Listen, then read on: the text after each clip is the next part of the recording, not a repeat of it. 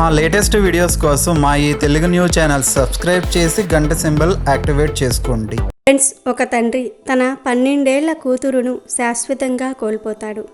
అయితే ఆమె చనిపోయింది అన్న కఠిన నిజాన్ని జీర్ణించుకోలేక అతడు ఎవరూ ఊహించని ఒక నిర్ణయాన్ని తీసుకున్నాడు. అదేమిటి అంటే తన కూతురి శవపేటికలో రహస్యంగా ఒక సీసీటీవీ కెమెరాను పెట్టాడు. కానీ ఆ తరువాత ఆ కెమెరాలో రికార్డైన దృశ్యాన్ని చూసి అతని హృదయం ముక్కలైపోయింది. ఆ దృశ్యం అతడి జీవితాన్ని మార్చేసింది. అవును ఫ్రెండ్స్, ఈ కథ అనేది నిజంగా ఎంతో హార్ట్ టచింగ్గా మరియు ఎమోషనల్గా ఉంటుంది. కాబట్టి వీడియోని తప్పకుండా లైక్ చేసి స్కిప్ చేయకుండా చివరి వరకు చూడండి. వీడియోలోకి వెళ్లే ముందు కామెంట్ బాక్స్లో జై శ్రీరామ్ అని కామెంట్ చేయండి. హైదరాబాద్లోని ఒక మధ్యతరగతి అపార్ట్మెంట్లో మోహన్ అనే 48 ఏళ్ల వ్యక్తి ఒక మెకానికల్ ఇంజనీర్గా పనిచేస్తూ ఉండేవాడు. అయితే అతను తన 12 ఏళ్ల కూతురు నిధి కోసమే తన జీవితాన్ని జీవిస్తూ ఉన్నాడు. ఎందుకంటే తన భార్య ప్రియ నిధి పుట్టిన కొద్ది కాలానికే అనారోగ్యంతో మరణించింది. ఇక మోహన్ తన 12 ఏళ్ల కూతురు నిధితో కలిసి జీవిస్తూ ఉండేవాడు. ఆమె అతని జీవితం. వారిది ఒక చిన్న ఆనందకరమైన కుటుంబం. ఇరుగు పొరుగు వారితో అందరూ సరదాగా ఉండేవారు. కానీ ఒకరి జీవితంలోనికి ఒకరు లోతుగా చూసేవాళ్ళు కాదు. మోహన్కి కూతురు నిధినే ప్రపంచం. ఆమె అతనికి బలం, బలహీనత కూడా. తన భార్య చనిపోయిన తర్వాత నిధిని తన జీవితం అనుకున్నాడు. ఒకరోజు నిధి టేబుల్ దగ్గర కూర్చొని కలర్ పెన్సిల్తో డ్రాయింగ్ వేస్తూ కూర్చుంటుంది. తండ్రి మోహన్ మరో పక్కన తన కూతురు కోసం టిఫిన్ ప్రిపేర్ చేస్తూ ఉన్నాడు. అలా ప్రిపేర్ చేస్తూ నిధి బంగారు తల్లి ఏం చేస్తున్నావమ్మా అని అడిగాడు. అప్పుడు ఎంతో సంతోషంగా నిధి తన డ్రాయింగ్ను తన తండ్రికి చూపించింది. డ్రాయింగ్లో ఆ తండ్రి కూతుళ్ళిద్దరూ కలిసి ఉన్న డ్రాయింగ్ వేయడాన్ని చూసి ఆ తండ్రి ఈ విధంగా అన్నాడు, నా ఫోటోని నీకు దగ్గరగా బాగా గీయాలి తల్లి, ఎందుకంటే నా చేతులు ఎప్పుడూ కూడా నిన్ను వదిలి వెళ్ళనంత దూరంగా ఉండాలి అని చెప్పాడు. అప్పుడు నిధి కూడా నవ్వుతూ, నాన్న, నువ్వే ఈ ప్రపంచంలో అందరికంటే ఎంతో మంచి నాన్నవి, నీవు ఎప్పుడూ నన్ను వదిలి వెళ్ళవు కదా, ఎప్పటికీ నన్ను ఒంటరిగా వదిలిపెట్టవు కదా అని అడిగింది. కానీ తన ప్రాణానికి ప్రాణమైన నిధి మరికొద్ది రోజుల్లో అతనికి శాశ్వతంగా దూరమైపోతుందని ఆ రోజు మోహన్ ఊహించి ఉండకపోవచ్చు. ఎందుకంటే ఒకరోజు నిధి ఎప్పటిలాగానే స్కూల్కి వెళ్ళింది. మోహన్ కూడా రోజులాగానే ఆఫీస్కి వెళ్ళాడు. ఇక అతను ఆఫీస్ నుండి ఇంటికి వచ్చినా కూడా నిధి ఇంకా స్కూల్ నుంచి ఇంటికి రాలేదు. ఆమె కోసం ఎదురు చూస్తూ ఉన్నాడు. నిధిని తీసుకువచ్చే ఆటో డ్రైవర్కి కూడా కాల్ చేశాడు. అయితే అతను కూడా ఫోన్ లిఫ్ట్ చేయట్లేదు. కాసేపటికి మోహన్కు ఒక ఫోన్ కాల్ వచ్చింది. అయితే ఫోన్ లిఫ్ట్ చేసే ముందు మోహన్ గుండెల్లో ఏదో తెలియని భయం కమ్మివేసింది. ఫోన్ లిఫ్ట్ చేసిన వెంటనే మీరు మోహన్ గారేనా అని ఒక వ్యక్తి ప్రశ్న అడిగాడు. అవును అని సమాధానం చెప్పిన వెంటనే మీరు వెంటనే ప్రభావతి మెడికల్ హాస్పిటల్కి రావాలి, అక్కడ మీ కూతురు అడ్మిట్ అయ్యింది అన్నారు. ఆ మాటలు విన్న మోహన్కి ప్రాణం పోయినంత పని అయ్యింది. అసలు నా కూతురికి ఏమైంది అని వణుకుతున్న స్వరంతో అడిగాడు. మీ కూతురికి యాక్సిడెంట్ అయ్యింది, తలకు తీవ్రమైన గాయమైంది అని అవతలి వ్యక్తి చెప్పాడు. ఇంకా వెంటనే మోహన్ హుటాహుటీన ఏడుస్తూ హాస్పిటల్కి వెళ్ళాడు. డాక్టర్ బయటకు వచ్చి అతన్ని చూసి, మేము మా ప్రయత్నాలన్నిటినీ చేశాము, కానీ మీ పాప బ్రతకలేదు అని చెప్పారు. ఆ మాటలు విన్న మోహన్ పసిపిల్లవాడిలాగా ఎంతో హృదయం విదారకంగా రోదించాడు. ఏ కూతురైతే నాన్న నన్ను ఎప్పటికీ వదిలిపెట్టవు కదా అని మాట అడిగి తీసుకుందో, అలాంటి తన కూతురు ఈరోజు తనను శాశ్వతంగా వదిలిపెట్టిపోయిందనే మాటను మోహన్ జీర్ణించుకోలేకపోతున్నాడు. ఆ తర్వాత నిధి శవాన్ని ఒక చిన్న తెల్లని శవపేటికలో పెట్టి శ్మశాన వాటికలో పూడ్చిపెట్టారు. అక్కడ ఉన్న సమాధుల మధ్య నిధి సమాధి అనేది చాలా విచిత్రంగా కనిపించింది. కానీ అంత్యక్రియల సమయంలో మోహన్కు ఏదో తేడాగా అనిపించింది. ఆ శవపేటికలో నిధి మృతదేహం ఎంతో తెల్లగా ప్రశాంతంగా ఉంది. కానీ ఆమె చేతుల మీద నీలి మచ్చలు కనిపించాయి. వాటి గురించి పోస్ట్మార్టం రిపోర్ట్లో ఎక్కడా లేదు అని అతడు గుర్తుకు చేసుకున్నాడు. అసలు నా కూతురికి ఏం జరిగింది అంటూ ఏవైనా ప్రశ్నలు అడిగితే అక్కడ ఉన్న మెడికల్ సిబ్బంది అసహజంగా స్పందించారు. కళ్ళు తిప్పుకొని మాట్లాడేవారు. మొదట్లో మోహన్ ఇదంతా తన భ్రమ, తనకు బాధతో ఈ విధంగా అనిపిస్తుంది అనుకునేవాడు. కానీ అతని మనసు మాత్రం నెమ్మది లేదు. తన కూతురితో తన జ్ఞాపకాలు మోహన్ను వదిలిపెట్టడం లేదు.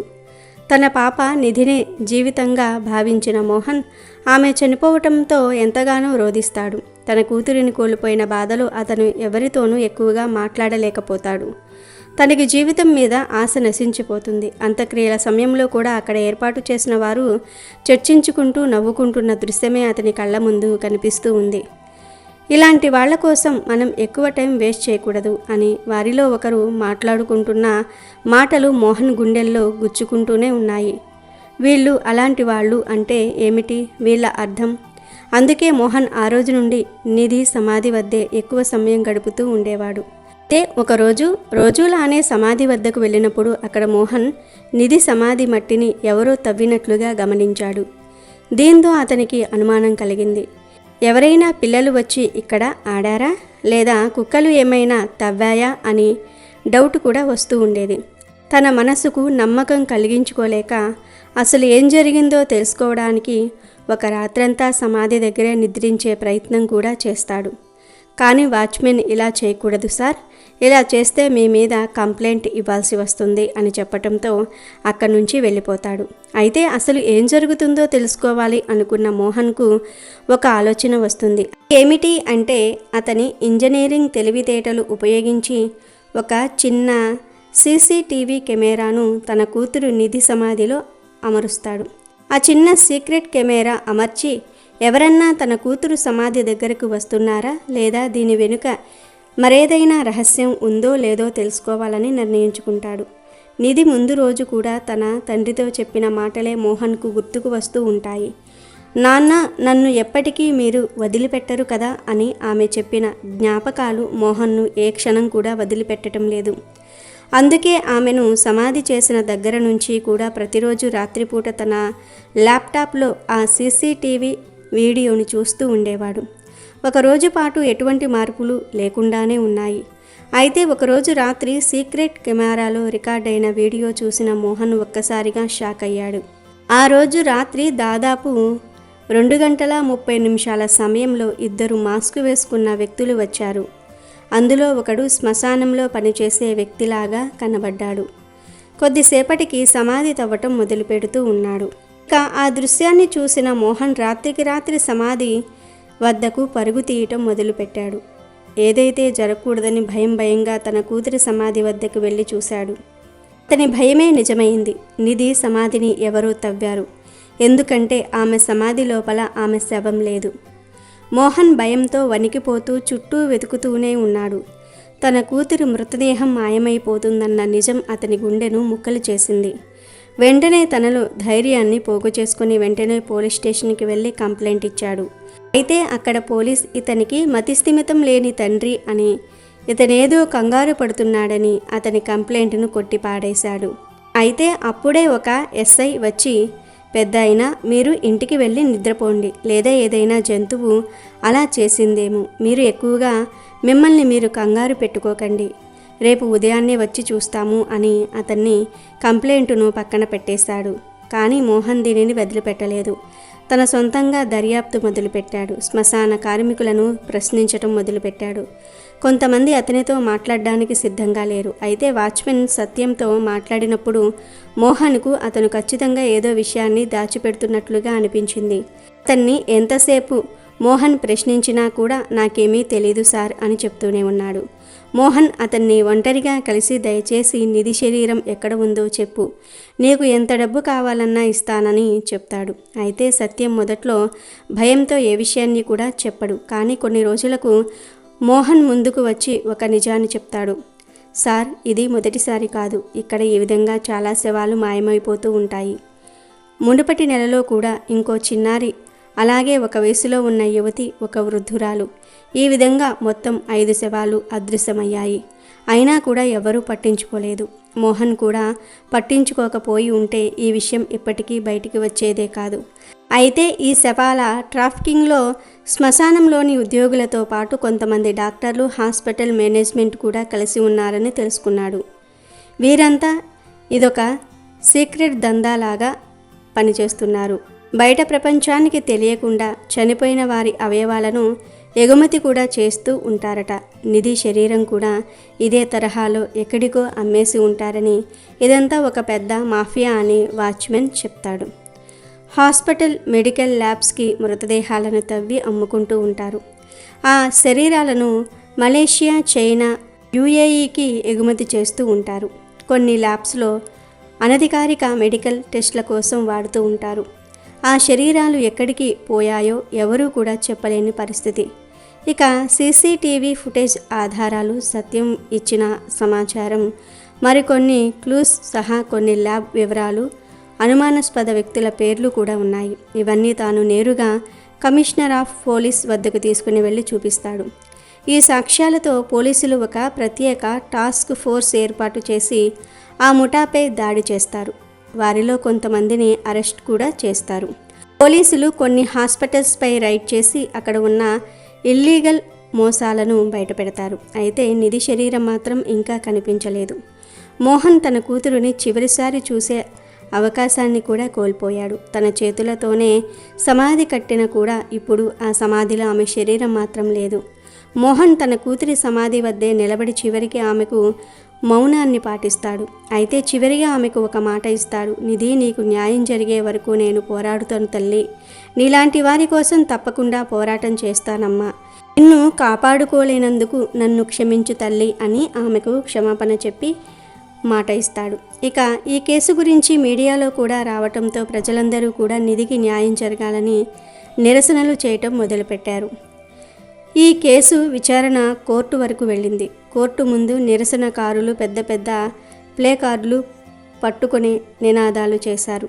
నిధికి న్యాయం కావాలి, ఇటువంటి దారుణాలు చేసే వారిని క్షమించకూడదు అంటూ నినాదాలు చేస్తూ ఉన్నారు. మీడియాతో పాటు జర్నలిస్టులు కూడా ఎవరినీ వదలటం లేదు. ఇక మోహన్తో పాటు అతని జర్నలిస్టు స్నేహితులందరూ కూడా కోర్టు హాల్లోకి వెళ్ళినప్పుడు హాల్లో నిశ్శబ్ద వాతావరణం నెలకొంది. అంత్యక్రియల సంస్థ తరపు న్యాయవాదులు ఖరీదైన కోర్టులు ధరించి గంభీరంగా అక్కడ కూర్చున్నారు. కోర్టు గదిలో అందరూ నిశ్శబ్దంగా ఉన్నారు. ఇక శవాలను దహనం చేసే సంస్థ తరపున వచ్చిన న్యాయవాదులు ఎంతో గంభీరంగా కూర్చున్నారు. ఎదురుగా మోహన్ న్యాయవాది కూడా కూర్చున్నాడు. ఆ తర్వాత విచారణలో భాగంగా శవాలను దహనం చేసే సంస్థ తరపున న్యాయవాదులు మోహన్ను ఒక మతిలేని తండ్రిగా చిత్రీకరించే ప్రయత్నం చేశారు. అతడి బాధ అతడి యొక్క మానసిక సమతుల్యతను దెబ్బతీసింది అని, అందుకే అతనికి అన్ని అనుమానాలు వస్తూ ఉన్నాయని వాదించారు. అయితే మోహన్ రహస్యంగా రికార్డు చేసిన వీడియోలతో పాటు అతను సేకరించిన సాక్ష్యాలు, అలాగే వారికి వ్యతిరేకంగా వచ్చిన సత్యం యొక్క వాంగ్మూలంతో న్యాయస్థానంలో అసలు నిజమనేది తేట తెల్లమైంది. అప్పుడు మోహన్ తరపున న్యాయవాది ఏమని చెప్పారు అంటే, ఈ సంస్థపై ఇప్పటికే ఎన్నో ఫిర్యాదులు ఉన్నాయి. వీటన్నిటి గురించి ఏం చెప్తారు? నిధిలాగానే ఇప్పటికే ఆ శ్మశానంలో ఎన్నో శవాలు మాయమవుతూ ఉన్నాయి. ఇప్పటికే వీరి మీద ఎన్నో ఫిర్యాదులు ఉన్నా కూడా ఎవరూ కూడా వీరిని పట్టించుకోవటం లేదు అని వాటికి సంబంధించిన రికార్డులన్నిటినీ కూడా ఆ న్యాయవాది కోర్టులో సబ్మిట్ చేశాడు. ఇక ఆ తర్వాత సత్యం కూడా ధైర్యం చేసుకొని బోనులోనికి వచ్చి, అవును సార్, ఈ శ్మశానంలో శవాల పట్ల చాలా దారుణంగా ప్రవర్తిస్తారు.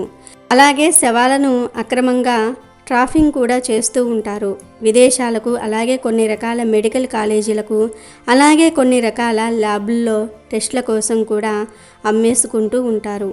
ఈ విధంగా కొన్నాళ్ల నుంచి జరుగుతుందని, ఈ దందాకు అడ్డు వచ్చిన వారిని చంపేస్తూ ఉంటారని కూడా చెప్పాడు. అయితే సాక్ష్యాలన్నిటినీ పరిగణించిన కోర్టు ప్రభావతి హాస్పిటల్తో పాటు శవాల దహనం యొక్క ఆర్గనైజేషన్ని దోషిగా తేల్చింది. ఇక తన కూతురితో పాటు ఈ విధంగా మాయమైపోయిన వారందరికీ కూడా న్యాయం దొరికిందని మోహన్ ఊపిరి పీల్చుకున్నాడు. కానీ ఇది అతనికి పూర్తిగా తృప్తిని ఇవ్వలేదు. ప్రభావతి హాస్పిటల్లోని ఎంతోమంది డాక్టర్లను, అలాగే ఉద్యోగులను వారి యొక్క నేరపూరిత చర్యలకు గాను శిక్ష అనుభవించాల్సి వచ్చింది. అయితే ఇంత జరిగినా కూడా మోహన్కు మాత్రం మనశ్శాంతి లేదు. ఎందుకంటే తన కూతురు నిధి ఇంకా తిరిగి రాదు. తీర్పు తర్వాత మోహన్ నిధి సమాధి వద్దకు వెళ్ళాడు. ఇక చివరిగా మోహన్ నిధి సమాధి వద్ద మోకాళ్ళపై కూర్చొని కన్నీళ్లు పెట్టుకుంటున్నాడు. నిధి, నీకు న్యాయం జరిగినా కూడా నిన్ను చివరిసారి కూడా చూడలేకపోతున్నాను తల్లి. నీ శరీరాన్ని కాపాడుకోలేకపోయినందుకు నన్ను క్షమించమ్మా అని మోహన్ ఏడుస్తూ ఉంటాడు.